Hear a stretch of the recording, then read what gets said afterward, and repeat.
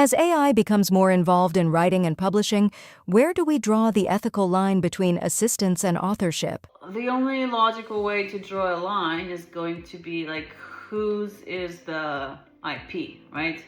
Whose intellectual property is it? Did this come from my brain or did AI come up with it? As long as the content came from me and AI was used the same way ghostwriters and editors like have been utilized until now, then it's all my content, right? So when you copyright a book, it doesn't matter who ghost wrote it or who edited it or who formatted it. Like, that's just the team of professionals that's required to create a high quality product. So as long as the IP, the original thought, is yours, then that's your book, and it doesn't matter if you used AI to make it a higher quality product than it would have been if you didn't use AI or if you didn't use professionals. Can a book still carry true authority if AI played a significant role in shaping it? Yeah, of course. Like, essentially, what are we doing? It's sort of like saying, hey, like, is it still your book if you didn't handwrite it? Right? At a certain point, we had to use typewriters, and we got to use typewriters, and then we got to use computers. So we probably, if social media had existed back then, we could have had the conversation: is it still my book if my assistant, typed it on the computer? Like, is it still my book or is it not? Or is it her book then? Because she typed it from my chicken scratch. Yeah, of course, it's your book and it carries an authority as long as it's all your ideas and your IP. What AI does, it makes it really good in a short period of time. So that's what we're doing here. Do you see AI as a competitive advantage in publishing or a reputational risk? I mean, it can be both. I see it as an advantage.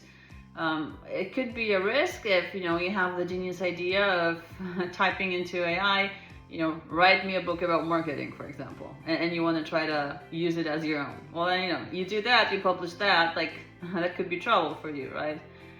But as long as we're using AI, like the same way we would be using humans, essentially, like it's to create a better product. Do you know of any respected author who doesn't get their book edited? And when we say edited, that can mean many things. Like, edited could mean completely rewriting it because the writing style, let's say, of this university professor was so dry that in order to make it palatable to the mass population, it had to be completely rewritten. The ideas are still the professors. But the way it's written, like, that's all thanks to the editor. And I've seen situations like this, many times, many years ago. It's a normal thing. Just now, AI is able to do it much faster and much better. The ideas are still the professors. So as long as the ideas are yours, what we're doing is we're using AI, and we have a competitive advantage here. We're able to do the same work that was done by certain professionals better and faster. Many writers fear AI will replace them. Do you see AI as a threat or leverage? Well, it depends what we mean by writers. If we are the author, and then I see it as a leverage. Like, it's an incredible tool. You can have what would have taken months of research, like that can be done by AI in 15 minutes now. It's phenomenal.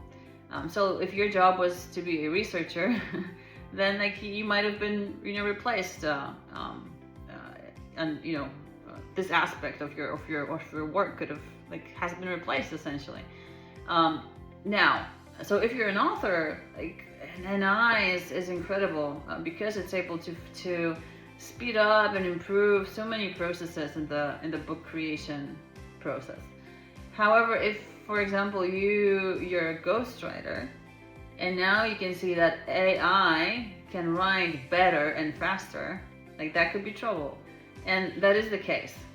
So we have had fun with this at Leaders Brands.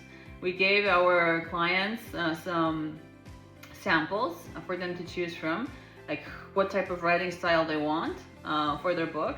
And we included both human samples and AI samples without telling them, so it's a blind test. And they predominantly choose the AI generated samples, which they love. Then we tell them, hey, this was actually AI generated, and they say, I don't care. This is excellent. This captures my voice. And why does it capture their voice? Because we gave all the correct prompts. First, we interview the author, saying, okay, this is what the author wants to sound like. This is the content of the conversations. Write a book in this way.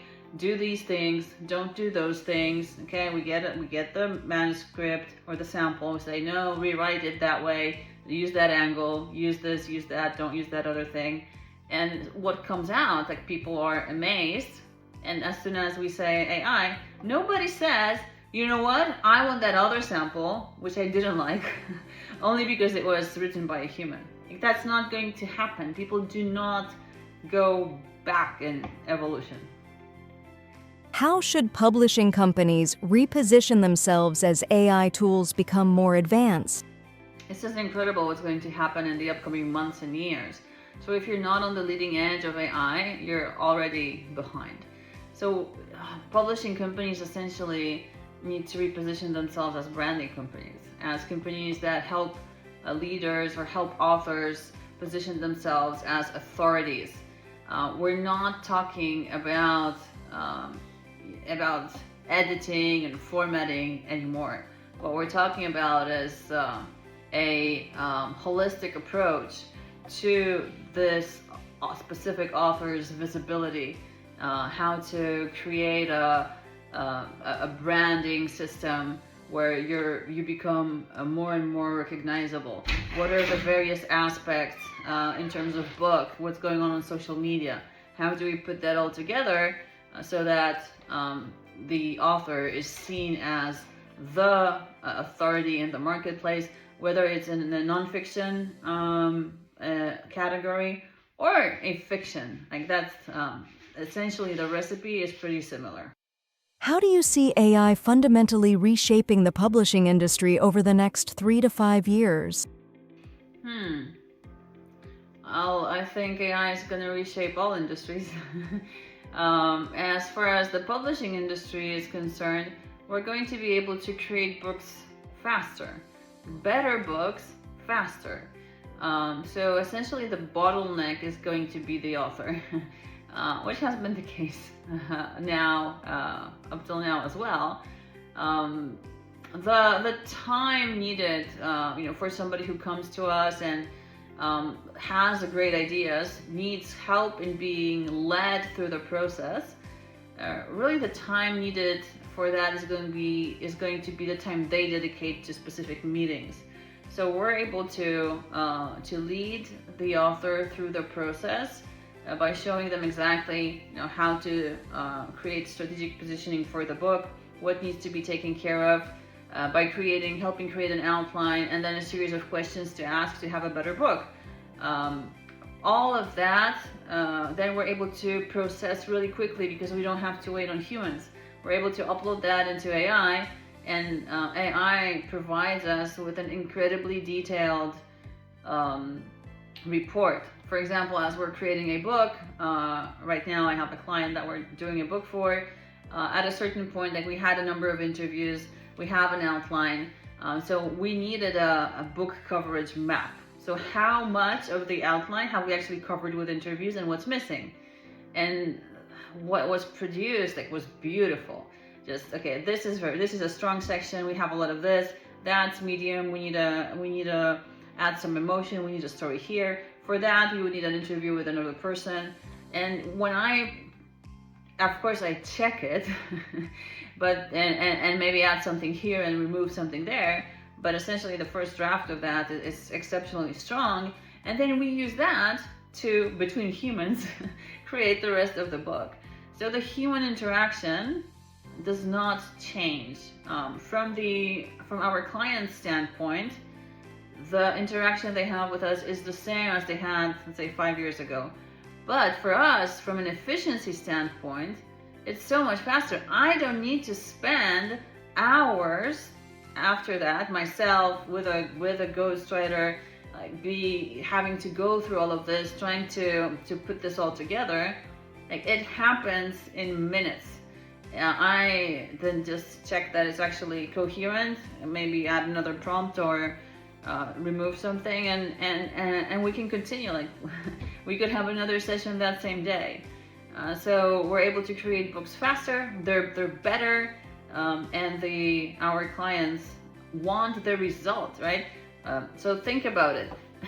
Do you want a human to write your book, and you know it's going to be average, or do you want AI to write your book and you know it's going to be exceptional? Maybe there's another option where you have a human writing your book is going to be exceptional and an AI writing your book is going to be exceptional. Then think about the cost. What's gonna, obviously, like the cost is going to be a big factor here. And I'm not saying, do not invest. I'm just saying, if you're going to invest an amount and the result of your investment is going to be the same, do you want to invest X or do you want to invest 3X, 5X for the same result? So, that's a question for everybody to answer. There will be people who will, want to invest more to have a human do their job. But I see that a little bit like, hey, I'm not gonna get electricity in my house. I'm just gonna continue buying candles because, that's the way we've always done things. So, that was a conversation people had not so long ago. When I look around, I don't see anybody doing that anymore. Like, it's no longer a conversation. This conversation is going to be so outdated a year from now. Like, if you watch this 1 year from now, you're gonna say, what are you even talking about? Like, what is this? And of course we use electricity. So, of course we use AI for all these things that it's been built for. So that's where I stand on this. What advice would you give entrepreneurs who want to write a book in the AI era? Okay, so don't get carried away with AI. Don't say, hey, I can just write this with AI. You can. Just think about the outcome, right? So yes, you can say, I'm just going to record stuff, upload it to AI, and have it spit out a book. The issue is, ask yourself, did you do strategic positioning? Do you know what the audience wants? Do you know what other books are out there? Do you know what the gap is in the marketplace? How are we going to fill that gap? What is the hook we're going to create to get the reader to buy your book and not the other books out there? So that's the first thing. Then how are we going to create that book that's so engaging? What are the questions that we need to ask ourselves to be able to create that book? Are we able to see the label from inside the jar?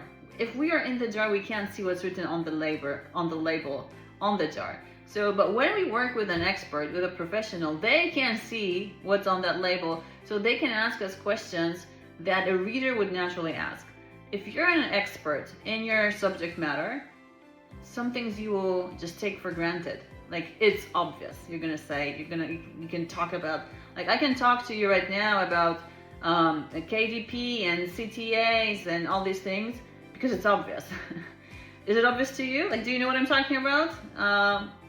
Some yes, but a lot no. So if you think it's so obvious, an expert is going to ask you, sorry, like CTA, like what do you mean? KDP, like what's that?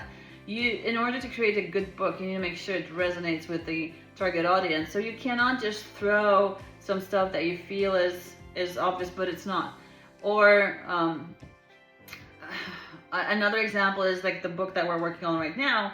We have this incredible leader who has created a framework and that's exceptional. The only thing is, I said, look, well, how did that all come up, and where did that come from? How did all that start?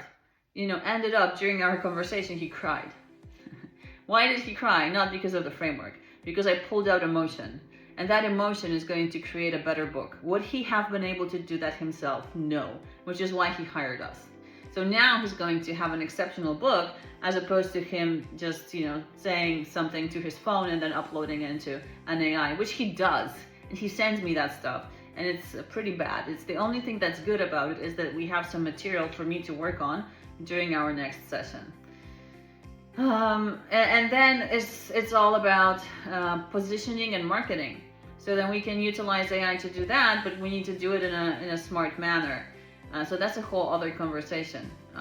So essentially, if you're gonna just use AI to write a book, make sure you know what you're doing. It's not AI. Like, you cannot use AI to write a book. You have to, you still need professional support. And one AI tool is not a team of professionals. So that's important to remember.